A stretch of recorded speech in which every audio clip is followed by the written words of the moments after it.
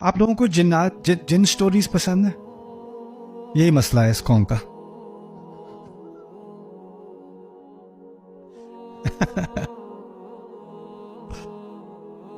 جنات کے بارے میں قرآن نے بات کی ہے. تھوڑی سی جن سٹوری سنتے ہیں، تھوڑی سی قرآن سے جن سٹوری. اللہ تعالیٰ نے جب قرآن کے نازل کرنے کا فیصلہ کیا، 7ویں آسمان سے اوپر قرآن نازل ہونا شروع ہوا. اس کے بارے میں تھوڑا تدبر کرتے ہیں. اس کے بارے میں یہ جو کائنات ہے نا، پہلا سما ہے. یہ جو ستارے ہمیں نظر آ رہے ہیں نا، یہاں تک ہمیں پتہ چلا ہے کہ اس کائنات کی فزیکل یونیورس کی جو عمر ہے فی الحال تقریباً 13.9 بلین لائٹ ایئرس. یہ عمر ہے اس کی. یعنی آپ جب آسمان میں ستارے دیکھتے ہو تو وہ جو روشنی آپ دیکھ رہے ہو نا ستارے کی، اس کو 13.9 بلین سال لگے ہیں آپ کی آنکھ تک پہنچنے میں. 14 بلین سال اس کو لگے ہیں. آپ کو پتہ ہے روشنی کی سپیڈ، اس کی رفتار کیا ہے، لیکن اس رفتار کے باوجود وہ اتنا سفر کر کے آپ کی آنکھ تک پہنچی ہے. شاید آپ کو اندازہ ہو نہ ہو، جب آپ سورج کی روشنی کو دیکھتے ہو تو وہ روشنی آپ کی آنکھ تک پہنچنے میں اس کو 8 منٹ لگتے ہیں. آپ سورج کو نہیں دیکھ رہے، آپ سورج کو جو جیسے وہ 8 منٹ پہلے تھا وہ دیکھ رہے ہو اصل میں، کیونکہ اس کی روشنی کو یہاں تک آنکھ تک پہنچنے میں 8 منٹ لگ جاتے ہیں. تو آپ اندازہ کریں ستارے کتنے اربوں کے اوپر وہ ستارے آپ کی آنکھ تک پہنچ رہے ہیں. ٹھیک ہے، تو آپ تاریخ کو دیکھ رہے ہو. جب آپ کسی ستارے کو دیکھ رہے ہو تو ایک بہت قدیم تاریخ کی طرف آپ کی نظر جا رہی ہے. اللہ تعالیٰ نے فرما دیا وَلَقَدْ زَيَّنَّا السَّمَاءَ الدُّنْيَا بِمَصَابِيحَ. ہم نے سب سے نچلا آسمان، کتنے آسمان ہیں؟ 7. اللہ کہتے ہیں سب سے نچلا آسمان میں نے ستاروں سے مزین کیا. یعنی جہاں تک انسان کو ستاروں کا علم ہے وہ کون سا آسمان ہے؟ پہلا آسمان ہے. اس کے بعد اس کے مقابلے میں دوسرا آسمان ہے، جو روایت میں پتہ چلتا ہے اس کے مقابلے میں دوسرا آسمان ایسے جیسے یہ ایک انگوٹھی ہو اور وہ ایک صحرا ہو. اس کے بعد تیسرا آسمان ہے اور اس کے مقابلے میں جیسے دوسرا آسمان ایک انگوٹھی ہو اور تیسرا آسمان ایک پورا صحرا ہو. اور اسی طرح چوتھا، پھر 5واں، پھر 6واں، پھر 7واں، اور اس کے بعد عرش ربنا. قرآن آیا ہے 7 آسمانوں کے اوپر سے. آپ اندازہ کریں کوئی واقعہ ہوا ہوتا تھا، رسول صلی اللہ علیہ وسلم کسی نے کافر نے آ کے کوئی سوال پوچھ لیا اور وہاں سے جبریل کو حکم ملا کہ آپ رسول کو یہ آیت دیں. تو آپ ذرا کمپیئر کریں جبریل علیہ السلام کی رفتار اور لائٹ کی رفتار کو. کہاں سے قرآن آ رہا ہے اور کیسے آ رہا ہے. اور پھر آپ اندازہ کریں کہ جو ساؤنڈ ہے نا، ساؤنڈ آواز زیادہ تیز ہے رفتار میں یا روشنی؟ یعنی آواز سے تیز تو اب جیٹ بھی ہے نا. Jets can travel faster than the speed of sound.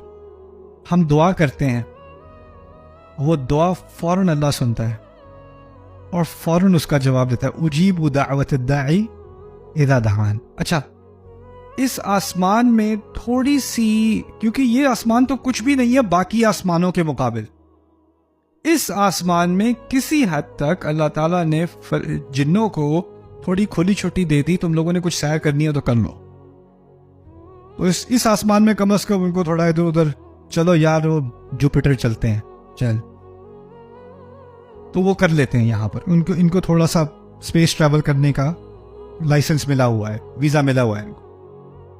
اللہ تعالیٰ نے جب قرآن نازل کرنے کا فیصلہ کیا 7 آسمانوں کے اوپر سے جبریل علیہ السلام کے ہاتھ، تو ان کے ساتھ ایک پوری فرشتوں کی فوج تیار کی. جب کوئی بہت اہم ڈاکیومنٹ ہوتا ہے نا تو وہ صرف آپ اپنے بیگ میں ڈال کے ٹرین میں نہیں بیٹھ جاتے، ایک پوری اس کے ساتھ سیکیورٹی ڈیٹیل ہوتی ہے اور ایک پورا انٹوراج جاتا ہے، اور پھر اس کے ساتھ آگے بھی فوجی پیچھے بھی فوجی، اور پھر وہ کاروان چلتا ہے ایک چیز ڈیلیور کرنے کے لیے، ہے نا. تو اللہ تعالیٰ نے قرآن میں بتایا مطاع ثم امین، ان کی بہت بڑی فالوئنگ ہے، اور پھر وہ قرآن لے کر آتے ہیں جبریل علیہ السلام. ٹھیک ہے، تو جب وہ آ رہے تھے تو اللہ تعالیٰ نے ایک معاملہ کیا جو یہاں پاکستان میں بہت ہوتا ہے. اس کی مثال پاکستان میں بہت ہوتی ہے. کوئی VIP آ رہا ہونا تو سڑکیں بند ہو جاتی ہیں، سڑکیں ساری بند، لاک ڈاؤن، کوئی ادھر ادھر نہیں ہو سکتا۔ اب جنات کی عادت تھی کہ پہلے آسمان میں کیا کرتے تھے؟ گھومتے پھرتے تھے۔ ایک دم سے اوپر جا رہے ہیں، آسمان بند ہے، گارڈ کھڑے ہوئے ہیں، کوئی نہیں جا سکتا آسمان، سارے زمین پہ بیٹھو، دنیا میں بیٹھو سارے۔ ابھی ان کو عادت تھی باہر گھومنے پھرنے کی، اب سارے کے سارے جن کہاں پھنسے ہوئے ہیں؟ دنیا میں۔ انہیں پتہ نہیں یہ لاک ڈاؤن ہوا کیسے، یہ کس چیز کا لاک ڈاؤن ہے یہ؟ ہم جب بھی جاتے ہیں اوپر، ہم پہ شوٹنگ ہوتی ہے، ہمیں نیچے بھیج دیا جاتا ہے، ہم جا ہی نہیں سکتے باہر۔ اب دنیا میں قید ہو گئے سارے کے سارے جن۔ اب وہ جب قید ہوئے، کیوں قید ہوئے؟ کیونکہ کیا آ رہا ہے آسمان سے؟ قرآن نازل ہو رہا ہے۔ قرآن کے نازل ہونے کے لیے تمام آسمان کو لاک ڈاؤن کر دیا، اور جنات زمین میں قید ہو گئے کچھ عرصے کے لیے۔ اب وہ جب قید ہوئے تو ان کو تھوڑی بتایا تھا قرآن نازل ہو رہا ہے اس لیے تمہیں لاک ڈاؤن کیا جا رہا ہے، ان کو نہیں پتا کہ کیوں ہوا یہ لاک ڈاؤن، کیوں بند کیا گیا ہے۔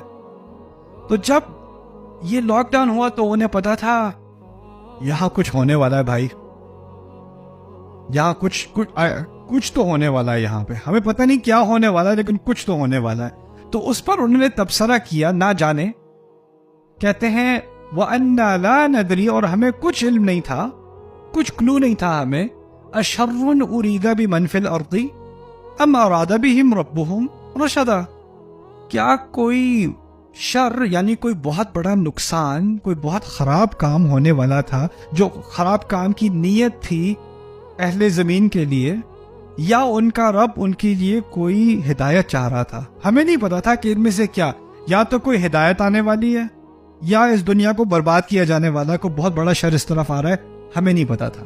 یہ تعبیر ہے اشر ارید بمن فی الارض ام اراد بہم ربہم رشدا۔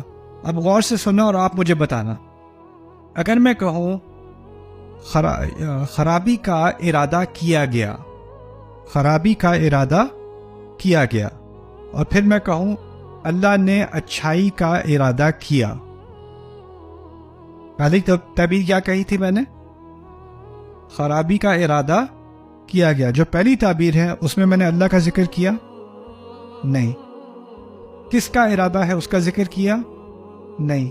دوسری میں جب میں نے کہا اللہ نے اچھائی کا ارادہ کیا، اللہ کا ذکر کیا۔ جنات کو اس وقت سے بھی اللہ تعالیٰ کے بارے میں بات کرنے کی تمیز ہے، برائی کے لفظ کے ساتھ اللہ تعالیٰ کو منسوب نہیں کریں گے، کہیں گے کیا کوئی برائی تھی جس کا ارادہ کیا گیا تھا زمین والوں کے لیے؟ اللہ تعالیٰ کا لفظ استعمال نہیں کیا۔ اچھائی کی، ہدایت کی بات آئی، کیا کہتے ہیں؟